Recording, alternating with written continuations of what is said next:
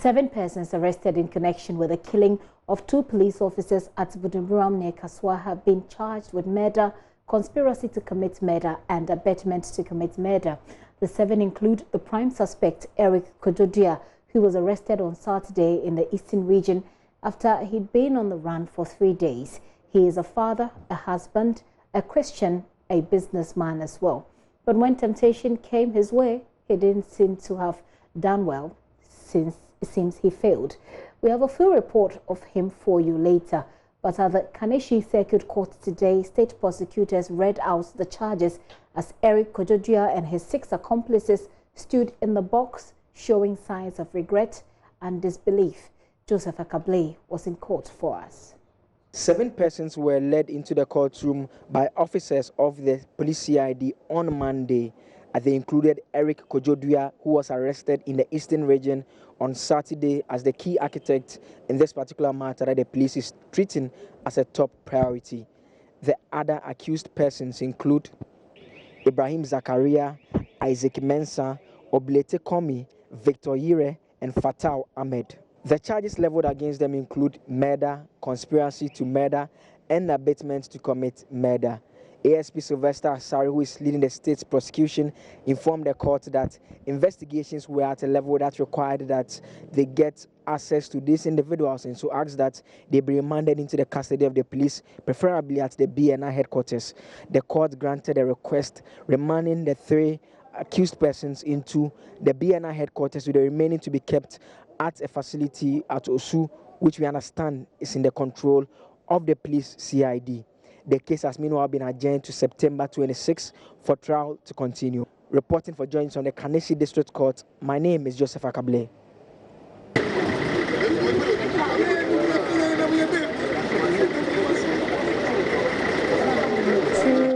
Two of the accomplices there who seem to be explaining their way out with one of the officers. Well, in his community, Eric Kojodia is seen as a good person, a landlord in whose house even police officers rent apartments.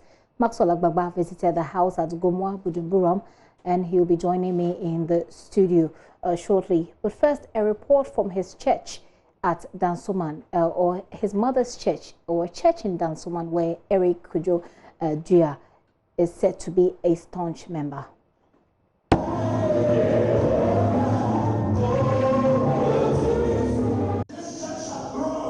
It is Sunday morning at a Strong Living Fire Ministry International. One of the pastors here is leading the congregation to pray. Some of the members tell me conspicuously missing at church is Eric Kojodia, the prime suspect involved in the shooting of 2 policemen at Gomwa Buduburam in the central region. Mother of the suspect, Elizabeth Boatin of blessed memory, is the founder of the church. She has been buried in a corner on the church premises. Church service just ended here at a Strong Living Fire Ministry International. Well, a lot of the prayers here have focused on how the church can grow beyond what is happening to it now. I've been speaking to the administrator of the church, Stella Brown, who says the church is shocked by the incident that happened sometime last week. She says they'll be meeting today to decide on what their next line of action will be for their member who is now on the wrong side of the law. I don't know which words to use to describe our late mother.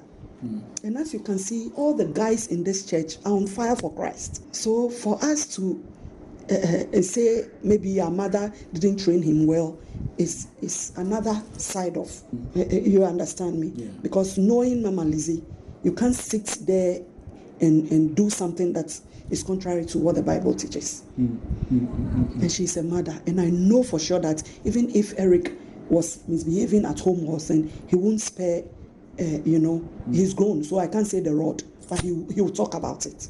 She says the leadership of the church is still shocked by the incident and are still discussing how to extend help to the suspect. We are very sad about the situation. It's so heavy. Our hearts are heavy. As you can see, when you came to fellowship with us, there's no joy in the house. Although as a church, we should be joyful and all that. It has really weighed us down. So as leadership, we are going to meet and discuss how best the church can also help him. Since the mother was the founder of this church. We cannot leave him like that. So we want to see how best we can help him, whether to get a lawyer for him to talk to him and tell us exactly what happened. Because right now we don't even know where he is. We can't tell where he is, and nobody is telling. We were surprised because he came to church on Sunday. Yeah. He was here till we closed around this time. You know, he picked even some of the elders with the car, and they went. So we didn't see anything, you know, unusual about him for us to believe that he can do that.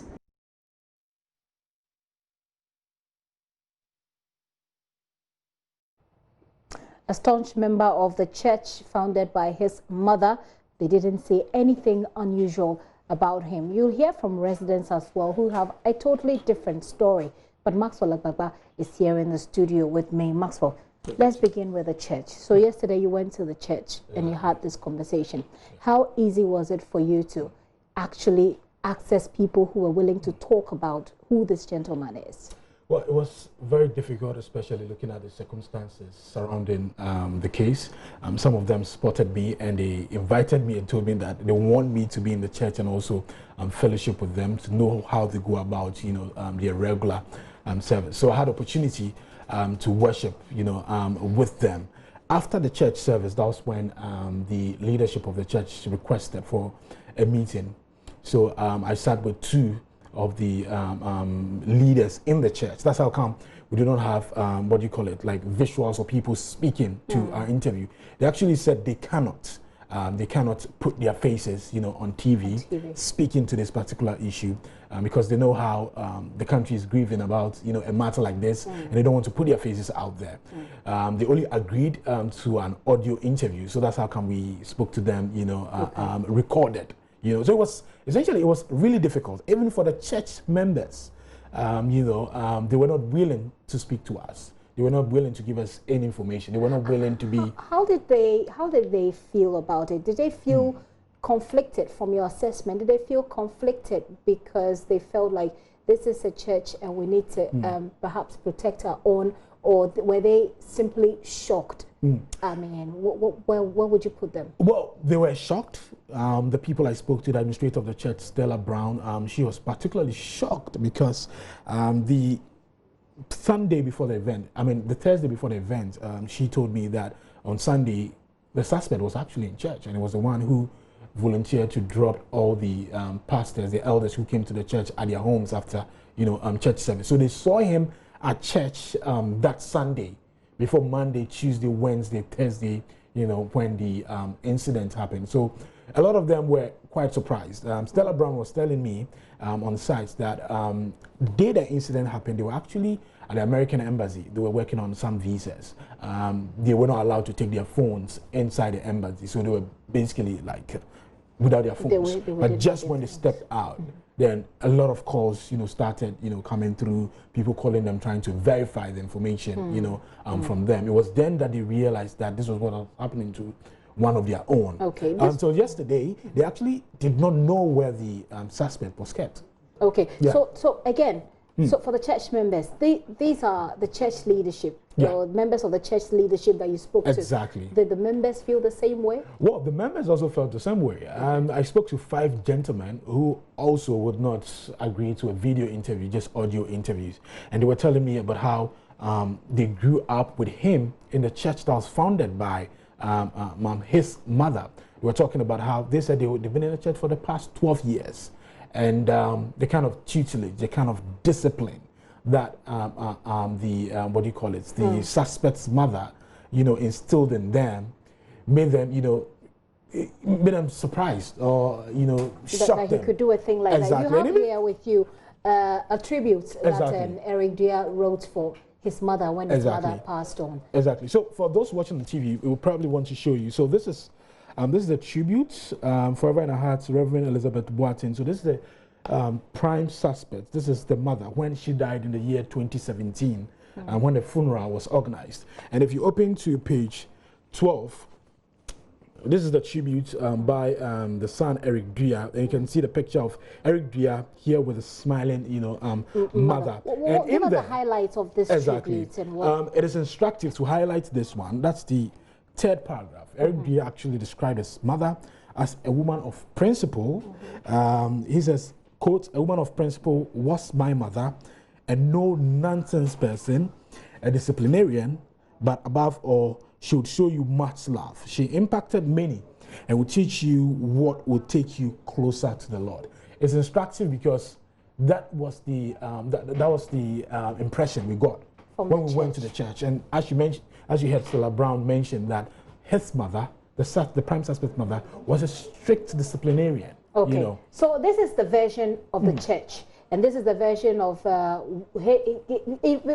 we go along, we'll give you an idea of what we know about this church, but we'll give you a profile. We'll bring you up to speed as far as profiling him, who he is, what kind of person he is concerned. But this gives you an insight into him, at least, and then what the church believes. So away from the church, Maxwell, you've also been doing some checks in his neighborhood. What did you find? Well, surprisingly and contrary to what the church, has told us about the prime suspect, the members of the community, the Dansoman Township itself, the church is located at Dansoman Cape Fit Down, and some of the people who live around have a totally different story about him. There was a gentleman that I spoke to who told me that they were working on a plot of land, they were developing that land, and the suspect. Just before you go on quickly, Maxwell, what is this? So this is the home, this is the residence of the suspect. This is the residence of the suspect. We'll be providing you details about that shortly. You can see some police uniform. We'll be telling you where we found these police uniforms. We'll be telling you shortly. In the house, it looks. Yeah, in the house. We'll tell you more about that. Right, but back to what the residents, have been telling me. They've been talking about one gentleman that I spoke to told me about how the suspect came to their land and then fired warning shots. This man says they actually reported the matter to the Dansoman police, and we want to believe that that case is still before the Dansoman police. But he said they were developing a land without any provocation. The prime suspect came to the land, fired warning shots, and then warned them. Another one we spoke to said the prime suspect had actually threatened her brother. And it was because they had some disagreement over a piece of land. We can hear from those residents here. Oh, boy, let me hear a last time club by a clan, a site in the so on a more be 2 or I'm climbing catching some massa more to 2 or sir. And I know almost I was as to do, and so the same thing about one. The man really disturbs us. He was reported some time ago to the Dansoman police station for illegally shooting someone. However, the case was dismissed on grounds of a witness providing contrary state. This is a common practice with him. Threats and guns are common traits when he's around. I really know him. He hardly forgives when provoked.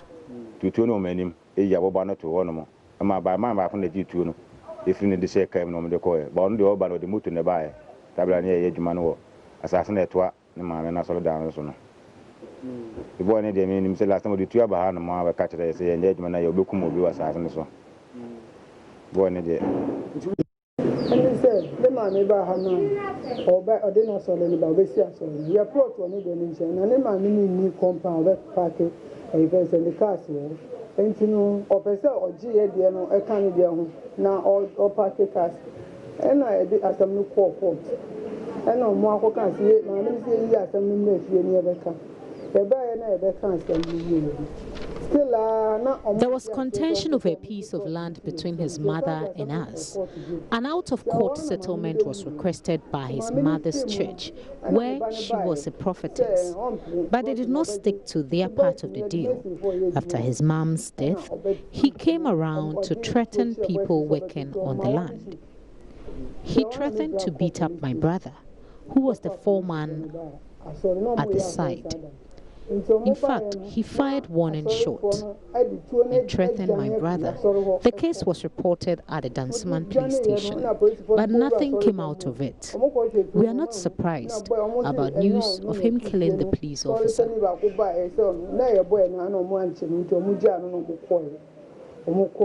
If you on my husband, you who not show Hanuma, then your sister, Chima, or Kobo police, until 20 will be on pastor or to Because I can't me brass or bonny to. So that's Maxwell Agbagba. They're interacting with some of the residents there. You've heard the story that they still sometimes one of them says sometimes they take the matter up, maybe go to the police, and then the case will be dismissed on grounds of a contrary statement from someone else. Exactly. So like I said, we will bring you a profile of this person and who he is, what he's into. But you went again to his house. To his house, yes. So we're at the residence at Buduburam. It's a one-story building, and there are other tenants, you know, in the house. Some of them that we spoke to were not too sure about who the owner of the, you know, house is. They said it actually belongs to a woman.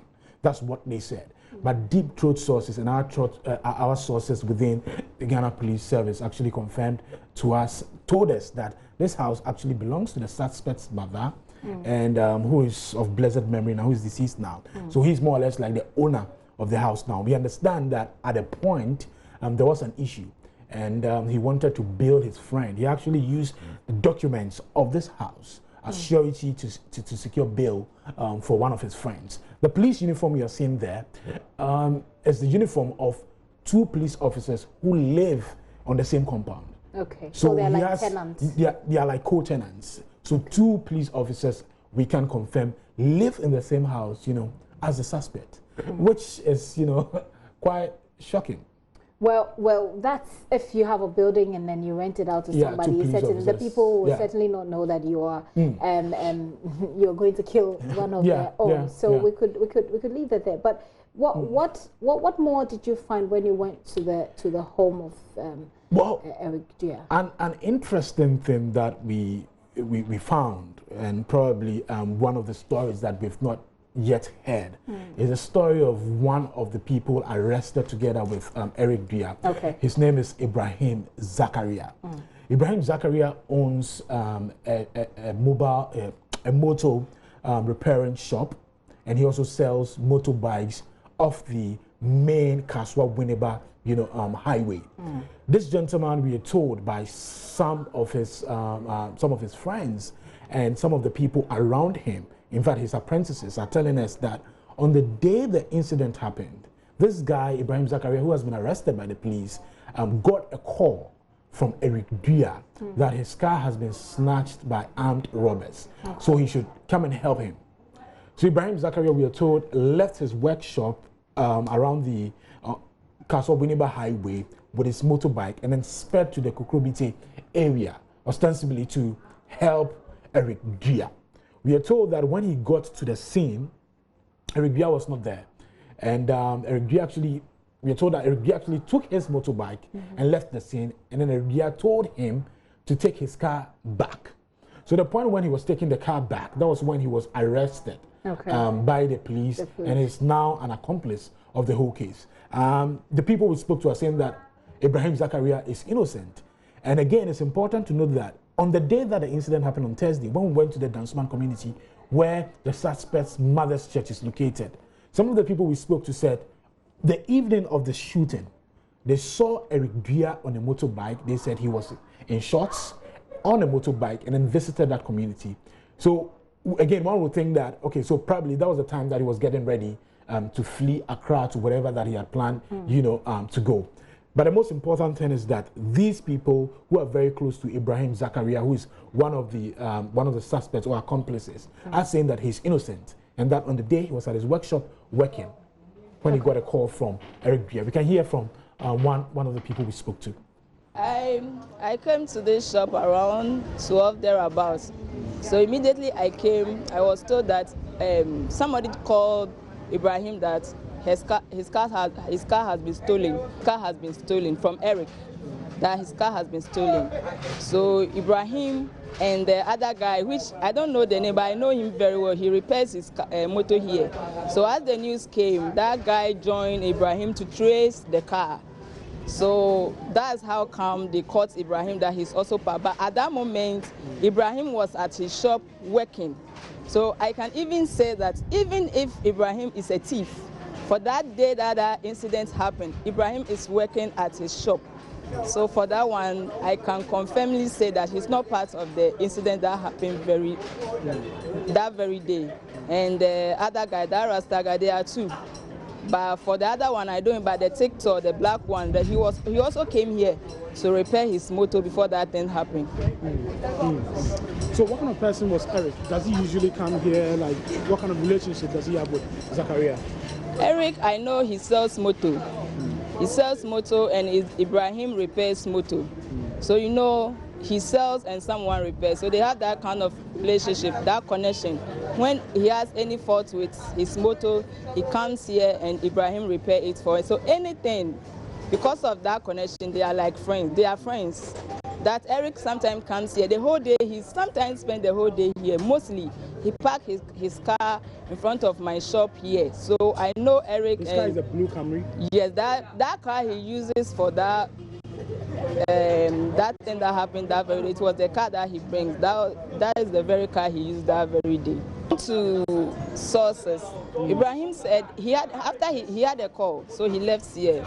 So by then the crime has already they have already killed the police then. Before Ibrahim had a call, they've stolen the car. So as they were chasing the car, the suspect, the one they are claiming he killed those people, show them where the car is. So according to information, when they got there, the crime suspect collected Ibrahim's motor and asked them to drive the car back. That's why they caught Ibrahim in the car. But he wasn't part of them when they killed the police. They killed the police before they were chasing the car that armed robbers have stolen the car. But it wasn't armed robbers that was chasing the car. It was the guy himself who was driving the car. That is the news we had. Those people have seen him. Me, I didn't see him that very day. But people saw him himself driving the car before he called Ibrahim that the car has been stolen. He was in the car. According to the police, Ibrahim was in the car because the guy collected Ibrahim's motor and asked them to bring the car back. Okay. That's why they caught Ibrahim in the car.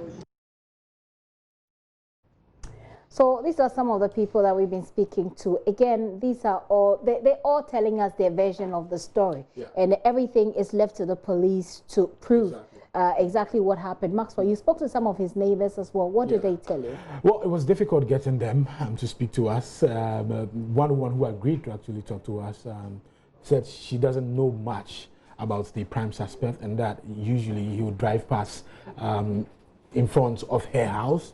His children, the prime suspect's children, two boys, usually would come to her house to play with her own, children. Yes. But she doesn't know much about him. Even, where we went, his residence, none of the co-tenants were willing to speak to us or give us information, although they confirmed that they know him and they see him in the house. Or we can hear from them as well, the neighbor. Debia me huso ochim na debia ochim miminim ne nepa ban all say debia ya me hunu say ochim okoba. Yeah. Well, she says she always sees him around, going about his normal duties in his car. He normally would pass in front of her house. Yeah. Okay. Ne menim fane ho anana. Bunini nkasa eda. Me pacho debi. Debi otinika munti no. Well, she says because he's always in his car, she's never interacted with him before. Yeah. Yeah.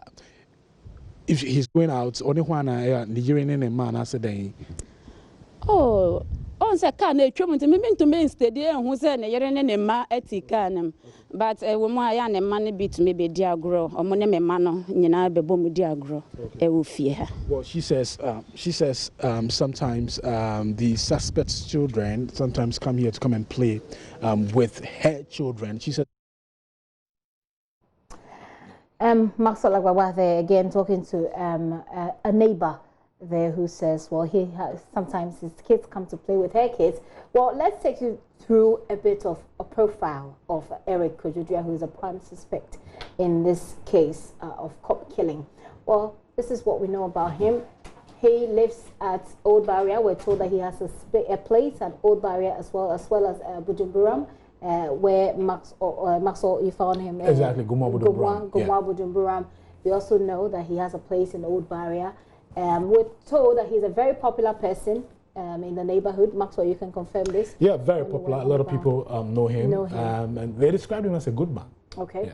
So a lot of people know him, very popular guy. He owns a motorbike shop near here at Caprice, near Aveno Junction. We also know that he owns one in Buduburam. Yeah. And we also know that he owns and sells lands. A bit of that information about the prime suspect.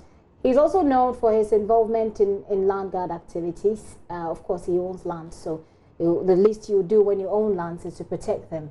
And this usually results in some of these things. We also know that he's married. He's got kids. Maxwell can confirm that, 2 boys. Yeah. He's got 2 boys. Well, did they say anything about his wife? Well, they didn't say anything about his wife. They didn't say anything about his wife. Okay. So, but at least we know that he's a father, a husband with 2 kids, a father with 2 kids. Hours after the shooting, some information we have indicated that his wife and kids were seen leaving their Old Barrier house.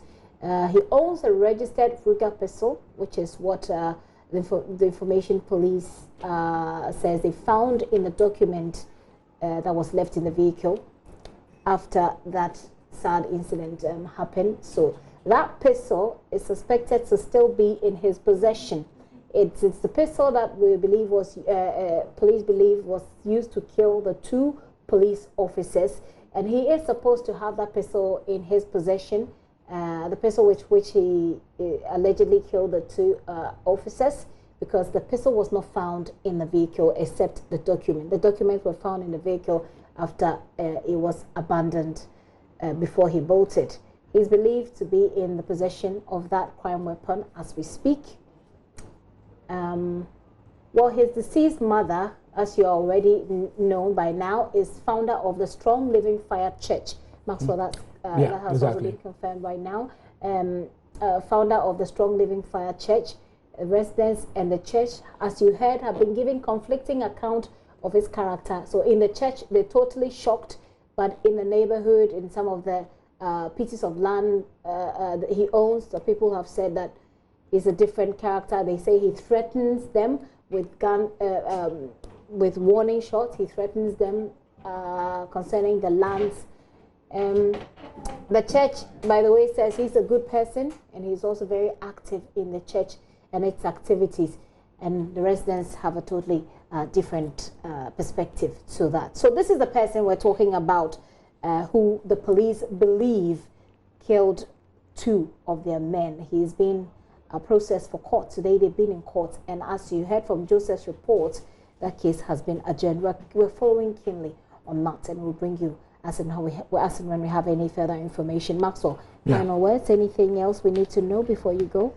Well, a lot of the people that we've been speaking to have been talking about justice. They want justice to be served, and they think the 2 police officers who died in the line of duty, they deserve that. And they are also raising issues about our ability to bring closure to cases, like this, because we've seen a lot of murder cases going unresolved. So they are hoping that the Ghana Police Service this time around will be able to help Ghanaians, get closure on this matter. Maxwell, thank you very much. Good job there on the ground. Maxwell Agbagba there, who has been following this issue keenly, bringing us up to speed there. As we go along, we'll try and get to that story about his family members who are the family members of the 2 police officers, one of them, who are calling for stiffer punishment for those involved in killing their family member.